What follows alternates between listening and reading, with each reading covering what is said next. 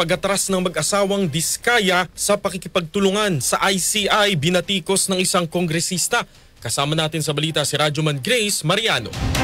Binatikos ni Akbayan Party List Representative Percy Sendanya ang pasya ng mag-asawang Curly at Sara Diskaya na huwag nang makipagtulungan sa investigasyon ng Independent Commission on Infrastructure o ICI ukol sa maanumalyang flood control projects.